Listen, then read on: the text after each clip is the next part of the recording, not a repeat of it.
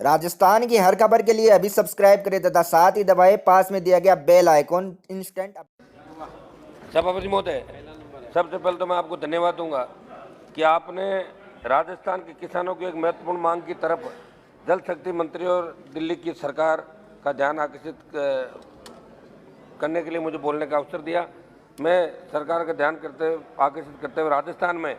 सिंचित क्षेत्र विकसित करने और नहरी पानी की नवीन परियोजनाओं के माध्यम से सिंचाई हेतु जल उपलब्ध करवाने वर्तमान विद्यमान सिंचाई परियोजनाओं के विस्तार की मांग के क्रम में अवगत कराना चाहता हूं कि योजनाबद्ध विकास के 70 वर्षों से भी अधिक समय के बाद भी राजस्थान आधारभूत संरचना की दृष्टि से अन्य राज्यों की तुलना में पिछड़ा हुआ है, क्योंकि राजस्थान कृषि प्रधान राज्य है और लोग जीवन स्तर के लिए कृषि पर निर्भर है। परंतु भौगोलिक दृष्टि पर नजर डालें तो अधिकतर खेती मानसून पर निर्भर है और कुल सिंचित क्षेत्र का 64% सिंचित क्षेत्र कुओं नलकूपों पर निर्भर है, जबकि मात्र 33% नहर से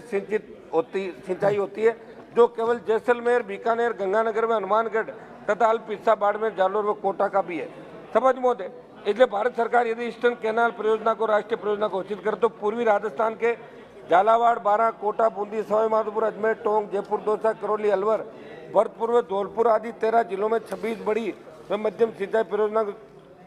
सतह 2 लाख हेक्टेयर तथा सिंचित क्षेत्र विकसित किया जा सकता है। सभापति महोदय, ये बात सही है कि राजस्थान में सतत प्रवाही नदियों के अभाव में नहरों द्वारा सिंचित क्षेत्र कम है, परंतु भारत सरकार को नवीन योजनाएं बनाकर राजस्थान के किसानों के भले के लिए सिंचाई हेतु जल उपलब्ध करवाना अत्यंत आवश्यक है, क्योंकि राजस्थान में कुल सिंचित क्षेत्र का सबसे अधिक भाग श्री गंगानगर में, जबकि सबसे कम राजसमंद में। वही कुल कृषि क्षेत्र के सर्वाधिक सिंचाई गंगानगर में, जबकि सबसे कम चूरू जिले के अंदर होती है। इसलिए उदाहरण के तौर पर बताऊं तो इंदिरा गांधी वृहद नहर परियोजना के अंतर्गत सिद्धमुख नहर जो परियोजना है, इसका विस्तार किया जाए तो तारानगर, सावा के साथ सुजानगढ़ क्षेत्र में भी सिंचित क्षेत्र विकसित किया जा सकता है। साथ ही बाढ़ के पानी को रोककर वे पंजाब सहित अन्य राज्यों से पानी का जो हिस्सा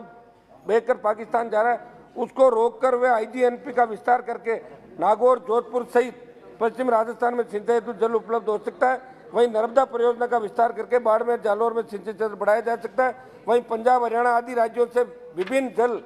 समझौते जैसे रावी व्यास जल समझौता सहित अन्य का पूरा पानी राजस्थान को मिले तो उससे भी सिंचित क्षेत्र विकसित करने की पूर्ण संभावना बनती है। साथ ही राजस्थान की नहर परियोजनाओं के विकास के लिए केंद्र को बजट जारी करने की जरूरत है। इसलिए सरकार किसान की पीड़ा को समझकर राजस्थान में नया सिंचित क्षेत्र विकसित करे। मैं आपके माध्यम से दिल्ली की सरकार का ध्यान और जल शक्ति मंत्री का ध्यान इस ओर आकर्षित बहुत बहुत धन्यवाद। राजस्थान में सिंचित क्षेत्र बढ़ाया जाए।